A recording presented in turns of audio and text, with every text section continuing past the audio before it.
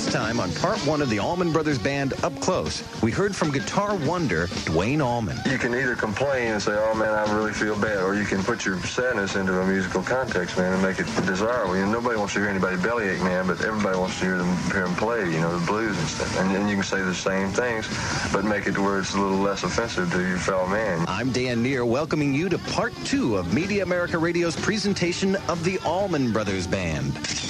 Up Close. Here's Brother Gregg. The words shouted on, the colloquialism, was a thing that my brother used to say. As we get into some kind of debt, or had people hassling us, or we got evicted once when we were all living in the same apartment, my brother would say, oh, hell, don't worry about it, just shine it on, you know. And Dickey always remembered that, and so he wrote it, which is good because to all of us it makes Duane seem even more alive. The Allman Brothers at their best in 1990. Let's return now to 1971. Success and disaster stalked the Allman Brothers in the wake of their critically and commercially acclaimed album recorded at Fillmore East. Here's Gregg Allman. The next thing was Eat a Peach, and we got 3 sides into that, and then Duane had the accident. And that was a rough period then. Drummer Butch Trucks. I was painting my bedroom. I'll never forget it. Painted blue. Had blue paint all over me. And get a call from Red Dog saying that Duane's been in a wreck and better get to the hospital. So we dropped everything, ran down there, and some orderly told me that if he made it to the hospital, he'll probably be okay. And there was some ray of hope there. We went to get some wine for everybody just so we could get through this vigil. And we came back and opened the door, and the guy said he had just died. And it was devastating. Many bands would have folded with the loss of such an immense talent, but the Allmans felt there was still work to do. Here's Gregg. The thought of going back in the studio after something like that happens is like, hey, this is ridiculous. What are you, crazy? And it was either that or go nuts. Dickey Betts. We did a lot of playing. We'd get together and play, jam, and we started realizing that we still could play music, and everybody in the band was great, and why let it go? It was a hard thing to do. Drummer Butch Trucks. We had to do something. We had to go out and get some of this grief and this anger and this, all the other emotions that come with something like that. And we had to get it out of our systems. The only way to do that was to play. So within a couple of months, we were back on the road again. And there was really no choice. There was no real discussion about options or anything else. Duane had started something, and we were going to damn sure keep it going. Here's Gregg Allman. I always, selfishly thought after my brother's death that he really got shortchanged because it was literally about 8 weeks after his death, the money came rolling in, man. We became just millionaires just right away. But then, in later years, I figured, my brother had a ball, man. He did. He had a hell of a good time. He had quite a full life. And he's still very much alive in the hearts of many people. And like somebody always asks me about him every day. And you always hear his name on the radio. And hell, some nights we'll be playing on stage, and I can feel his presence so heavy. I can almost smell him up there. But now it's turned into a real good feeling. There was a time there it was so devastating. But we then again pulled together. We dove into the music then and started writing real heavy then. Of course, we had that big piece of land right outside of Macon, so we all lived together. We moved closer together. We hung out together. We fished together. We had barbecues together and survived it. Duane Skydog Allman was gifted enough to be a major contributor to 2 of rock's greatest bands. We've already discussed his association with the Allman Brothers Band.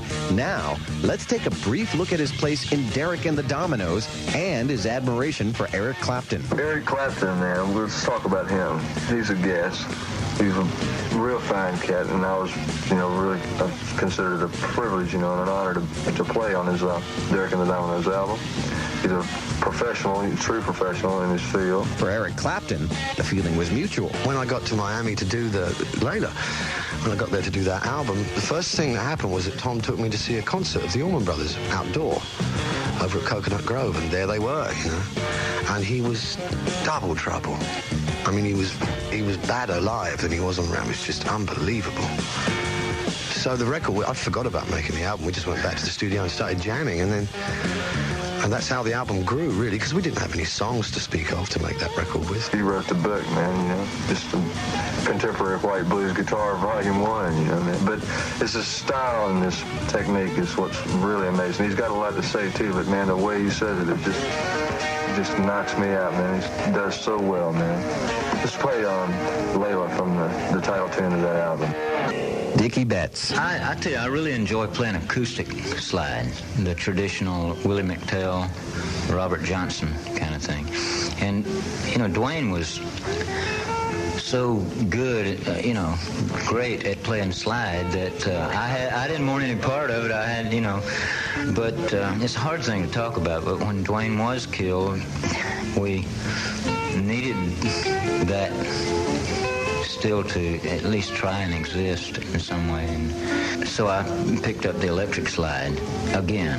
I had laid the electric slide down when Duane and I got together. Gregg Allman. I'm pretty sure I had never heard Dickey Betts, or I'd never seen him pick up a slide piece at all. And we had a Boeing 707 then, that plane, and he learned to play slide on the way to Miami from Macon, which just baffled me because he played it on Melissa. And Melissa was my brother's favorite song that I'd ever written. I wrote that in 1967, but it never got recorded until, I mean, there were demos on it. I sold it at one time. We were hungry and broke, and I sold it, I loaned it for $250 to Steve Alimo, and I bought it back for $10,000. And to this day, his name is still on it, which is really one of my pet peeves. But let the record show and let the world know that I wrote every bit of that song. Lissa from Eat a Peach. Tragedy was still trailing the Allman Brothers Band.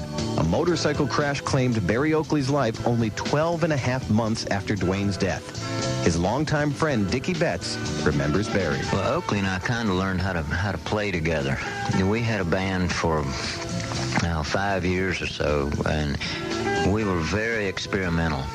At the same time, Duane and Gregg were very, very much blues students. You know, they were more, not that Oakley and I didn't listen to the blues and study it, but we were always experimenting for that someplace out there. And that was a combination that made the whole thing. I personally believe it. When the real solid urban Texas Delta blues authority that Duane and Gregg brought into this group of people, and then Oakley and I, having studied in an experimental way on those same roots, when that thing collided, if you will, you know, there was some sparks flew, and it kind of was the nucleus of the Allman Brothers. The one I thought was going to do nothing, which went gold in 10 days, was Brothers and Sisters. I figured that one would have been a sleeper. I mean, I was pleased with it, but I wasn't really taken down by the material or the performances or anything. I mean, and none of us had picked Ramblin' Man. I mean, Dickey was worried about if it was too country, and he drugged me way out in the woods one day to play that for me. In spite of all their setbacks, the Allman Brothers Band continued. To do so, they enlisted the bass playing skills of Lamar Williams. Here's drummer J-Mo. Lamar, he played very similar to that James Jamerson that created the Motown bass sound. Lamar is the one that made me aware of what my foot was supposed to play on the bass drum, because I wanted to be a jazz drummer, you know, and then later on when I found out that music was music, you know, everything began to make sense and finally started putting it together. They also added pianist Chuck Lavelle, Dickey Betts. Chuck was from Macon, and we'd known him for a while, and he had been doing some work with Gregg, and so Chuck just seemed like the natural thing to do, and he fit beautifully. He made the song Jessica. In 1980, the Allman Brothers Band switched record labels and continued to try to make their mark in a changing market. Butch Trucks. I'm frankly, and I think most of the other guys are too, a little embarrassed about those two records we did for Arista. That band wasn't happening. There just wasn't a lot of communication. the music was forced. We were trying to be something other than what we were for a whole lot of reasons. Those two records we did there were just embarrassing. Dickey Betts. Back in 81 and 1980, when we were with Arista Records, and the trend was quite a bit different then. You know, you'd write songs and you know they were the kind of songs that the Allman Brothers Band does well, but at the same time you'd know the record company was going to turn them down because that wasn't what the radio was playing at the time. Gregg Allman has had a lot of experience playing live and playing in the studio. Which does he prefer? Well, it's two different things. There's a third one, rehearsal. It's when it comes together, it's a real orgasmic thing there. I think rehearsal and playing live probably tied for first, and then the studio, because the studio has boundaries, you know. It's like the padded cell, you know. You got to do this, and you got to feel right about it. And you're trying to think about that, and the music usually takes that away of playing live and rehearsing. Our studio probably lasts into this. But I like being in a different town every day. Well, Gregg knows all about that. He's been touring with the Allman Brothers or as a solo artist for over 20 years. Like when I took out the 28-piece band, we did that record at Carnegie Hall, which was a whole different thing there, you know. I mean, I was an orchestra. That was like a one-time thing, which, who knows, someday I'd like to do that again, you know, with horns and strings and the whole bit. That was a real trip.